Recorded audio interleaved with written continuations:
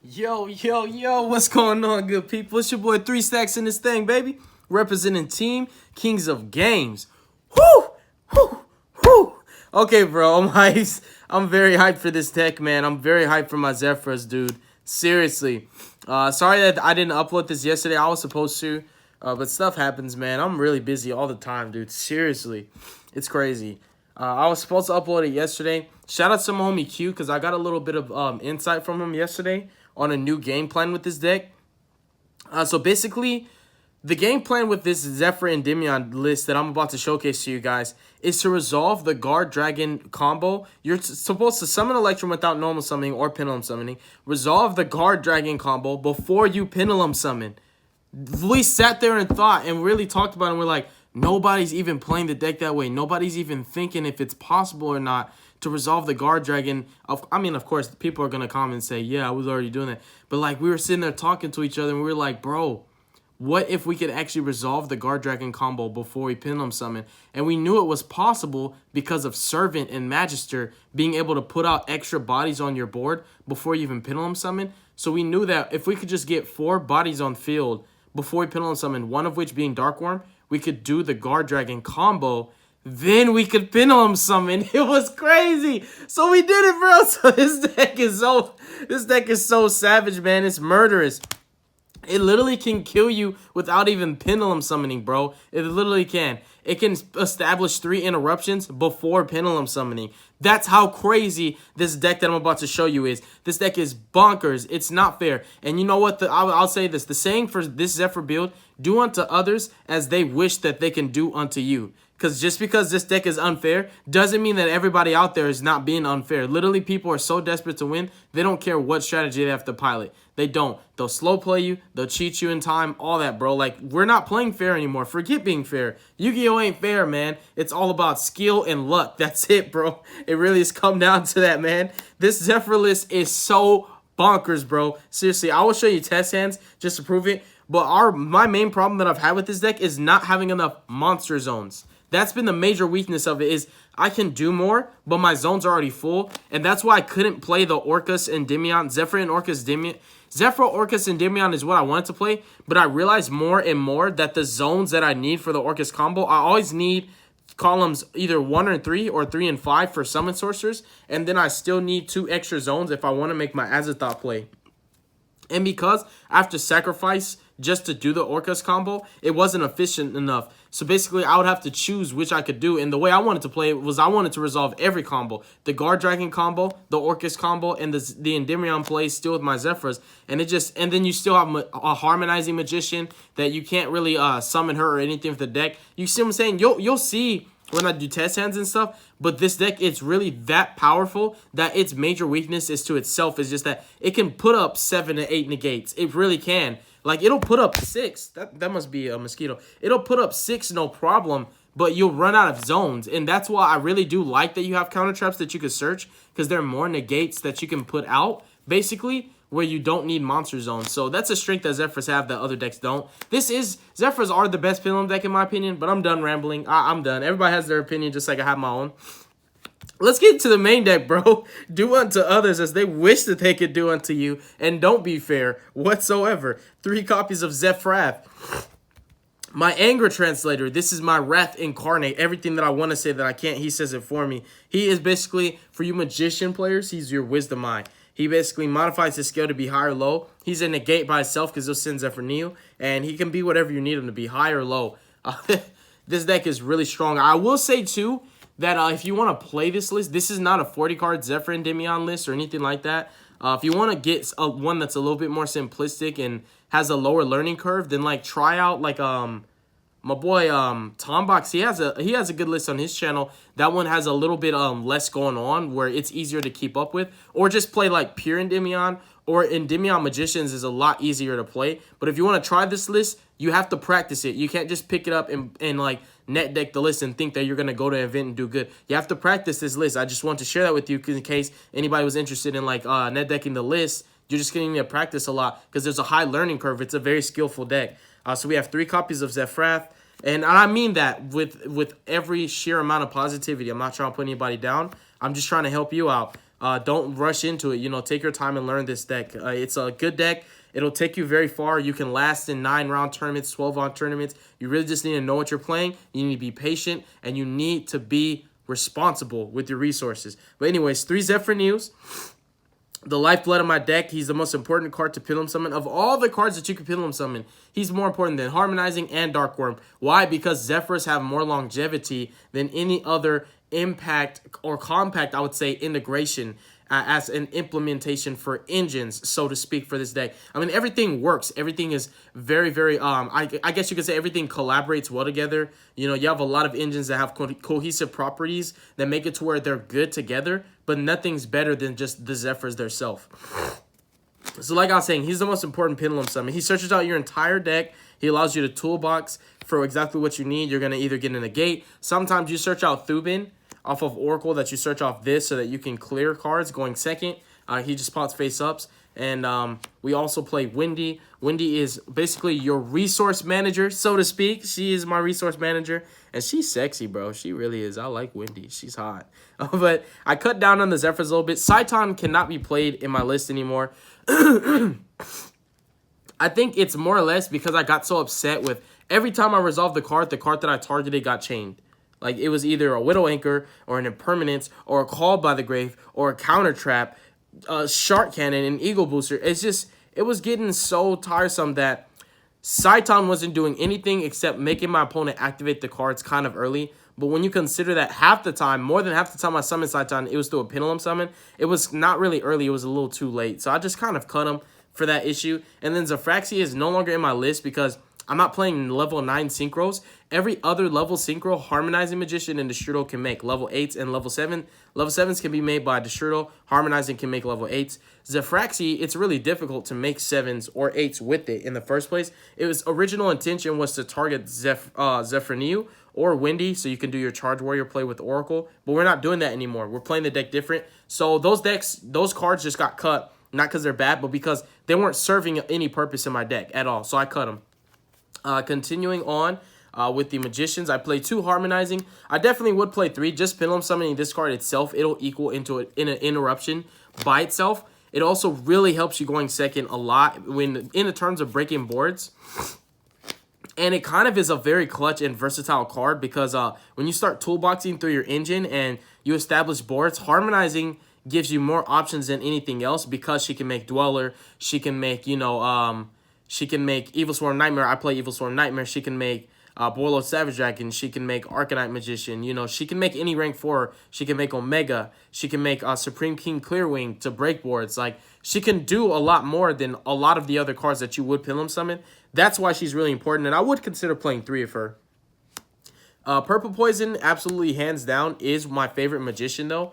You guys, I love Purple. I originally play him at 3, and I'm going to bump him back up to 3. I know that people like Triff and Jeremy Mitchell say that this card is bad. Or, like, Jeremy Mitchell has a little bit more respect for, I guess, I'll say he has a little bit more respect for Purple. But, like, Triff doesn't like Purple. He says it does nothing. I really disagree. When you're playing a deck that doesn't main deck hand traps and that can not only lose to going second because you can't really break boards effectively that much. Sometimes you can, sometimes you can't. But also because you just automatically lose to Anti-Spell, which, keep in mind, Anti-Spell is going to be played again. And it's already being played again. People are already experimenting with ways to stop Pendulums. You need a main deck out. The worst feeling ever is to lose a game 1 because you didn't have the out in your arsenal. And because you have to wait to side deck in order to counter that. But with that, you know, you're losing a game 1 because of that. And I don't like that. I like having main deck outs.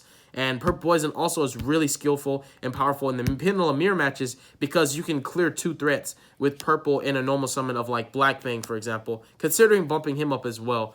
But cards like Black Fang and Chronograph in tandem with Purple Poison are really, really strong just because you clear 2 threats in itself, which allows you to play through more negates without your cards actually being negated because no smart player would ever negate Purple Poison, meaning that your normal summon is safe and then you can just declare an attack with Purple.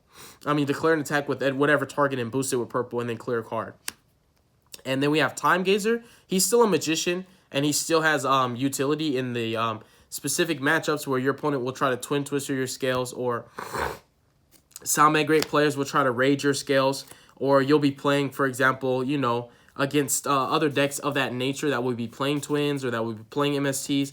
And also, something that comes up is it protects your Servant of Endymion from Ghost Ogre. I know it might not sound like it matters, but it does. When you chronograph, like, anytime I could play around a hand trap, I will. So I will chronograph into this card and leave it on the field and keep my Endymion in scale. And when I have my scales loaded for Endymion, for Servant of Endymion, at that point, my opponent has to have an Ash Blossom. That's the only way to stop it, because this will stop the Ghost Ogre from destroying it. So keep in mind that this card's a lot better than you think it is. I know people say it's a brick, but it's not really a brick when you draw it. Not all the time. And then for basically more starter cards, we have 3 copies of Chronograph Sorcerer. By the way, this is a 60 card list. This is not a standard, nothing standard about it. This is not a 40 card pendulum list. So if that's going to make you upset or you're going to get salty or get in your feelings about it not being 40 cards, that's fine.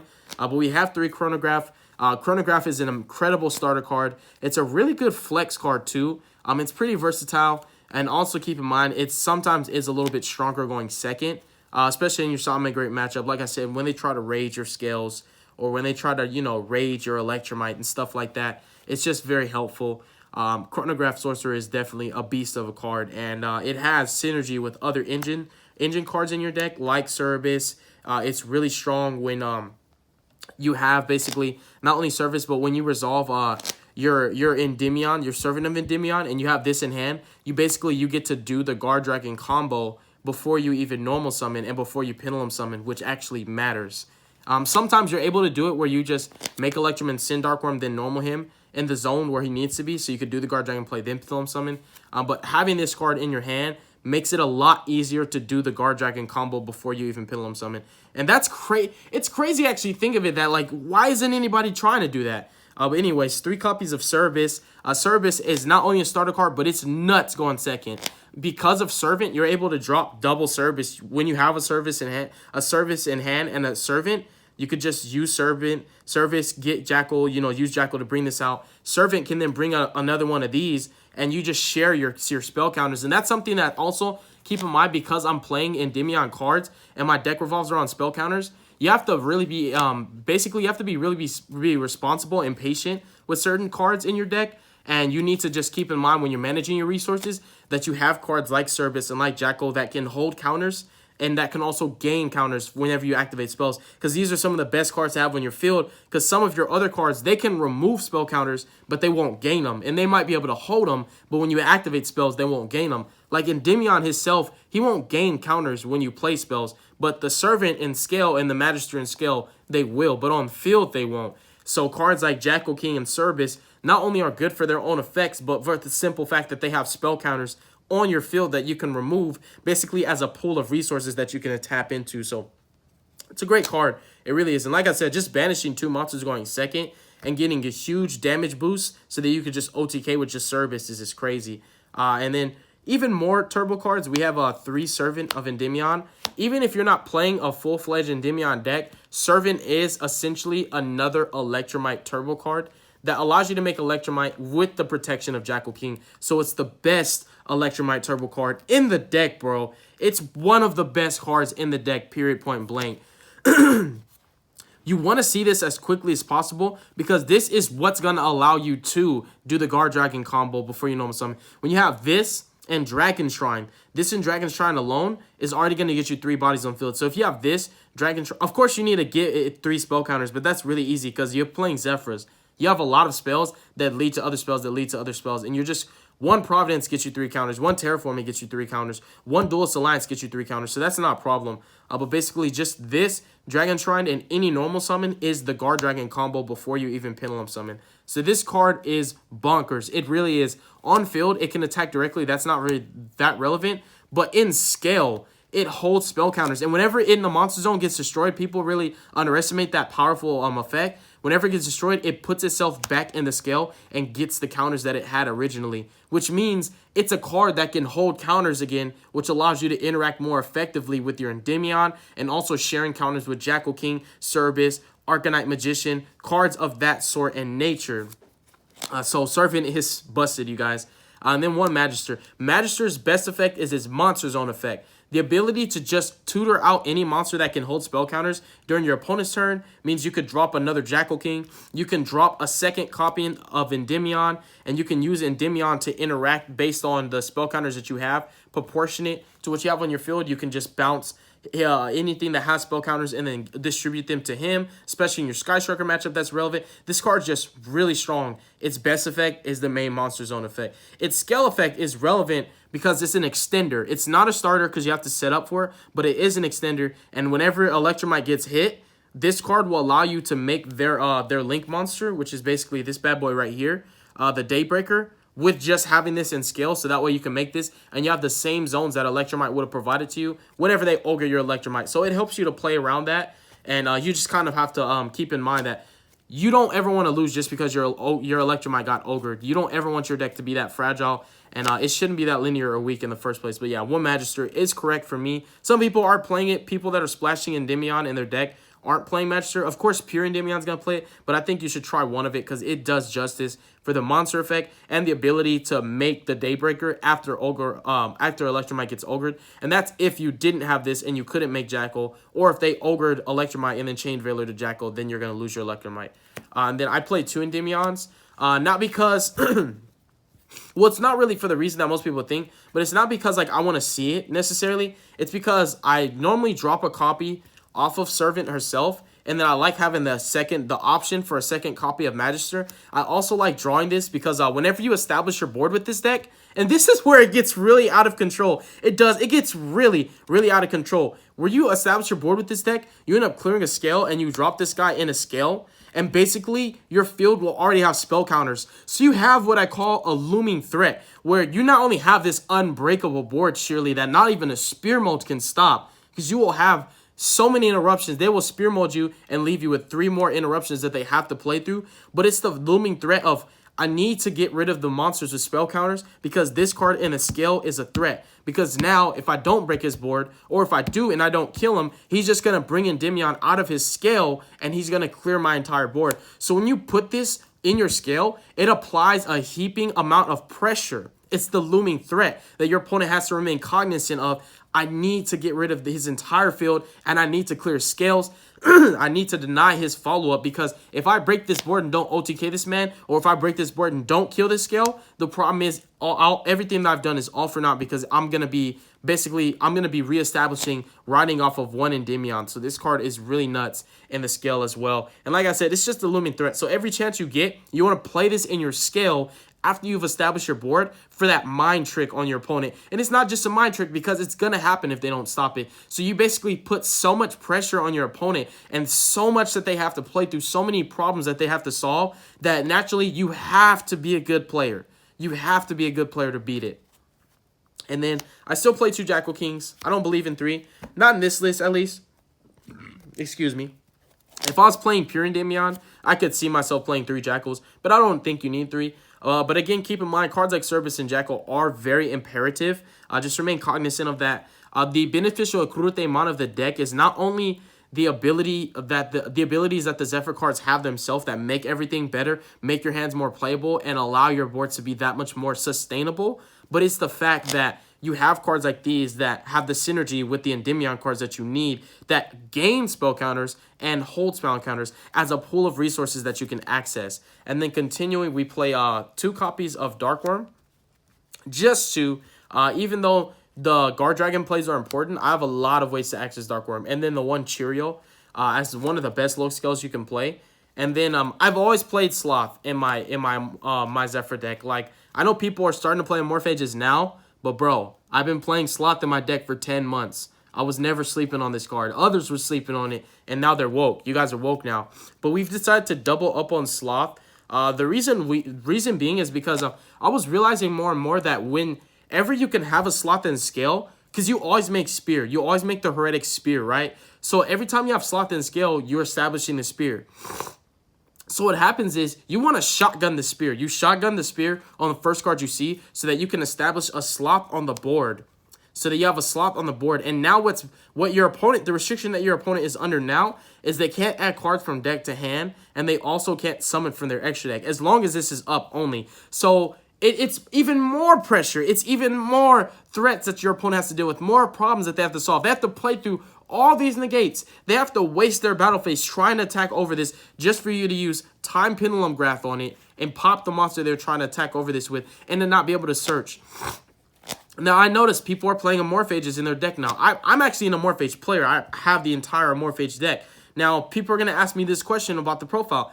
3 stacks, why don't you play this Amorphage? Why don't you play this? Why don't you play Lechery? The reason why I chose Sloth over any other ones is because I can stop my opponent from playing spells already by itself. It's not only the negations themselves, but I'm playing Secret Village. And even in the mirror match, the Pendulum mirror match, the reason why Secret Village is still going to be good is because your opponent has to normal a spellcaster before they play their scales, and you can bounce that with the Heretic Seal. So now they have to Pendulum Summon, but they can't because of Secret Village. So you already have a way to stop people from playing spells because you main deck Secret Village, and you have cards that can negate spells already in the first place. The reason why I chose Sloth is because Sloth is more applicable generically across the playing field because if you deny Salamangreats the right from playing spells, guess what? Salamangreats can still play Yu-Gi-Oh! If you think they can't play Yu-Gi-Oh! Without spells, you're incorrect. Sky Strikers can't play without spells. I understand that, but you're putting out too many negates in the first place. The main problem is Danger, Thunder, Guard Dragon. That deck is a monstrosity. It's a beast. It's a really disgusting deck, and it plays the dangers in it. So it's really strong, and it can play through a lot of negates. Denying it from playing spells doesn't matter because a lot of them only play Sekka's Light. But when you have a Sloth established, when you tell them that they can't search and they can't use their extra deck, it's a little bit of irony because that's what they try to do to you, but you're doing exactly to them what they want to do to you with very minimal interaction. With just the Seal and Sloth on field itself, with Sloth and Scale and the Seal, you're doing exactly what they're trying to do to you. Lock you out of the extra deck and deny you from searching because they put up Colossus. And that's the irony of it. You deny them the ability to search. That's really difficult because now they can't search off Dark and their little baby Wyver Bursters and Collapse Surfing and, you know, stuff like that. It's really hard for them to play without being able to add. And also Sky Strikers. There's still a lot of spells that Sky Strikers can't play either because they can't add. And in the Salamangreat matchup, the spells that do matter in their deck, like Circle, they can't activate in the first place. So if you're catching my drift, it's better than Lechery for me personally. You don't have to play Sloth, though. You could play whatever you want. I don't believe in net decking, but if that's what you want to do, you can play that guy's list. And then we have 1 Destrudo to sum up the monsters. I've always played Destrudo in ZEFRAs, but now it's even more important because of the Guard Dragon combo that you can do with it. And going second, it makes Dragon Shrine that much more powerful. So now for the spells, which is another portion of the deck that is, let me see, more or less bread and butter. We have 3 copies of Oracle of ZEFRA. We have 3 copies of ZEFRA Providence, which these make ZEFRAs, this is what puts ZEFRAs over the top. It really does, because Magicians don't have this many cards that give them access to their engine. You have searchers that search for searchers that search for a searcher. This searches for a searcher, this searcher searches for a searcher, and the searcher is ZEFRA Neo, which could search for another searcher. You have this rotation of cards that you just have almost nearly endless resources for your grind games. So 3 Oracles, 3 Providence. Searches any ZEFRA card, Protection Engrave like Baylinks and Return of the Dragon Lords. This field spell not only searches, but also it has amazing effects when you synchro XYZ, Fusion, or Ritual with ZEFRAs. And, excuse me, what I do is I do XYZ with my ZEFRAs, and I do also synchro with them. So yeah, that's really important because it has great effects to special summon from your hand. The best effect is to stack a monster from your deck on top of your deck, and you can draw it off of Electrum's draw effect. So you can literally search any monster you want in the game because of Oracle of ZEFRA being so broken. And then continuing with the spells, we play 3 Spell Power Mastery. This card is just another Electrum Turbo card, essentially. Also, it's a searchable high or low scale. And anytime you draw this, whenever you have a good hand, it's going to equal out to multiple negations by itself because of what it leads into. And then we also have 3 copies of Duelist Alliance. I know I might seem crazy for playing 3 Duelist Alliance. I know some people think that you shouldn't play hard ones per turns at 3, but that's me. Like, everybody else can do that, but I don't care that the card's hard once a turn. All I care is that I open it. And if I open 2, I'm just going to discard the other one off Pendulum Call anyways. And then I also play 3 Pendulum Call. And it's a 60-card deck, so you need to modify your ratios to be higher so that you have a higher percentage of drawing into the cards in the first place. 3 Pendulum Call, it's always going to equal into negations, more interruptions, and also having Purple Poison and Scale makes your boards easier to protect so that when your opponent's trying to crack your boards, they have to play through Purple Poison and your negations and your Sloth and also your Seal and your, your Time Pendulum Graph and your Counter Trap and all the monster negations that you have and all the Spell Trap negations that you have. And then we have also 3 copies of Dragon Shrine. Dragon Shrine is really important in this deck. I would never not play 3. If people think you shouldn't play a card that's hard once return at 3, try telling that to people that play 3 Ash Blossom. It's hard once return. Tell that to people who play, for example, 3 Pot of Desires in their deck. People who play, let's think of good cards. 3 Salamangreat Circle. Like, you know what I'm saying? Like, some cards are just so amazing that it doesn't matter that they're hard once return. You want to maximize on it. And it's the same concept. So I really don't feel like hearing the, I wouldn't play 3 Dragon Shrine. Because do you play 3 Salamangreat Circle? Does Salamangreat Circle not help that deck that much? Well, guess what? Dragon Shrine helps this deck that much. That you need to play that 3. 2 Optimus Prime and 1 set rotation. And the field spells of choice besides Oracle are 1 Dragon's Ravine and also 1 Secret Village of the Spellcasters, bro.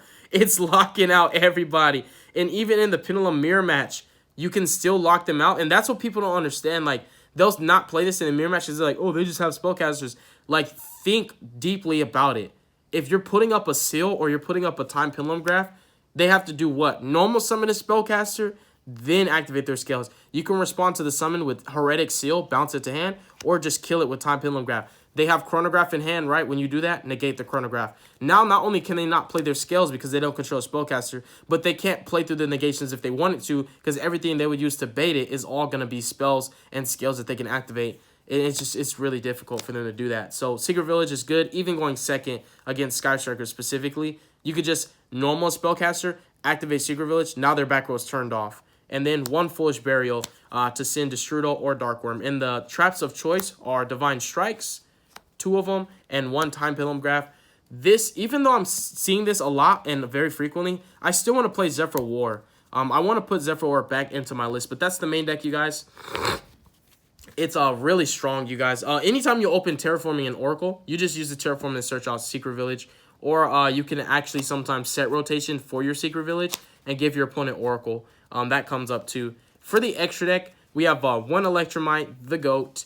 I play Daybreaker, not only because he's a card that puts a spell counter on itself, which is, again, another pool of resources. And keep in mind, like I was mentioning it earlier, but you have a lot of spells that lead to other spells that establish more spell counters for you. Like this will always put 3 counters on Servant. Pendulum Call, and then a Scale. That's 3 spells. Terraforming will always put 3 counters on Servant. ZEFRA Providence will always put 3 counters on Servant. Even sometimes Oracle will put 3 counters on Servant because you could go for this, Zephyr, then Zephyr Neo will search out Providence and you can play it, and that's 3 counters on Servant. So you have a lot of spells that literally lead to more spells that can give you in equivalence a mass distribution of spell counters for all your cards that gain them when you activate spells. The most important interaction for this card is for when Electromite gets Ogre. It's a follow-up that gives you the same zones that you need. It can help you in grinds because sometimes you just need cards that can just automatically just get a spell counter on them. It doesn't hold spell counters in the sense that it gains them when you activate spell cards, but whenever you Pendulum Summon to his zones or Special to his zones, he'll get spell counters and he can pop cards as well. So the fact that he can hold spell counters gives you that strength where you have an Endymion, for example, you Pendulum Summoned it out, but you didn't have a Servant, and you don't have anything that holds spell counters, but you can use Harmonizing and whatever she made to make this, and then that will hold spell counters for you, and that way now your Sky Striker matchup is just it's a buy.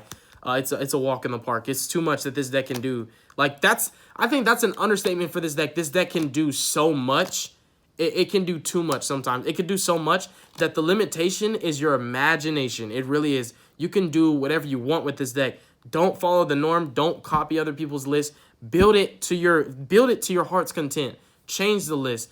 Do your research. Look out every pendulum card in the game. You will discover some amazing cards you can play in this deck. So I feel like net decking will put limitations on you because there might be a list that you could come up that would be insane. But anyways, the Heretic Seal, it's mandatory. You have to play it, as well as LP and Agripane. And this is my Triple Burst Dragon. I don't have one. That's a proxy for it. Then we have ZEFRA Metaltron, thinking about making the Skull Dread, but still, because it's a ZEFRA and it helps 1 second, it can be protected by Providence, and it recycles your Electromite. That's why I still play it. and then Sword. You can summon this off Ire Pain. That's crazy, bro. That's why I said you can OTK people before you even Pilum Summon, because if you do the Guard Dragon combo before you Pilum Summon, you can bust out a Sword and end the game right there before you even Pilum Summoned. Next up, for Synchros, we have Borlo Savage Dragon. I think it's correct to play this. I know a lot of Magician lists don't play it. Even the people who play Magicians as an engine don't play it. But I think it's correct because it's still an Omni Negate, which matters, and it's a huge beat stick. So for making boards going first, Borlo Savage. For breaking boards going second, Supreme King. For making boards going first, Don Dragster. For breaking boards going second, Arcanite. This guy is crazy, bro. There's so much ammunition, and also he's a card that you make that distributes spell counters on itself, which means he's a place that holds spell counters. It's really important to have some pool of some area that's kind of like a pool of resources that you can tap into that holds spell counters. The best cards obviously are the ones that gain spell counters, but any card that will put spell counters on itself means it could hold them, basically meaning that it has spell counters on itself that you can use whenever you need to.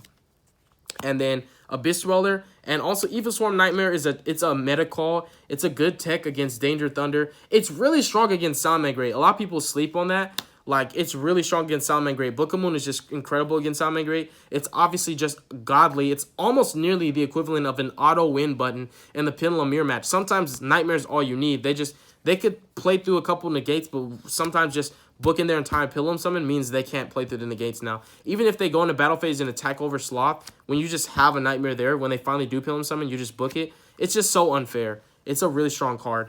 And then Vortex for the Aggro Pain target. Now, as far as the side deck goes, it's not necessarily done, but I am side decking 3 Chaos Hunters for Danger Thunder and Orcus. Dropping this against an Orcus player, it's a lot stronger. It does more against Orcus than it does against Danger Thunder, because Dangers can still make a Colossus. They can still, they can still make Skull Dread and do the Guard Dragon plays to an extent. But with Orcus, because they can't banish, it's really like they can't play unless they're playing another engine. But if it's pure Orcus or anything that relies heavily on Orcus, Chaos Hunter just auto wins. And then we have 3 Lava Golems, better than Spear Molds because you can resolve 2 Lava Golems in the same turn. And sometimes that really matters when you draw multiple Lava Golems, and also in situations where it can just burn your opponent for time. And then we have 3 Denko Sekkas and 3 Reboots, because I'm not losing the anti-spells or D-barriers. And there's 3 cards in my side deck that I'm still looking for, but I'm not going to tell you guys what they are. But that is the deck profile. Pretty in-depth, you guys. If you want to see combos and test hands and stuff like that, I got you. I'll get them done for you right away. But yeah, let me know what you guys think of the profile. It's really in-depth, but this is for everybody to understand that there is a huge learning curve with this deck. There's a lot that it can do, and like I said, the limitation really is your imagination. There's so much that you can play in this deck. Like, literally, I have space issues because it's a 60-card deck, but I have space issues. Like, I had an idea with Time Star Magician and basically Witch of the Black Forest. I still want to play Chao Feng and 9 Pillars. Zefraxi's still an option. I want to play 3 Purple Poisons because I love the card.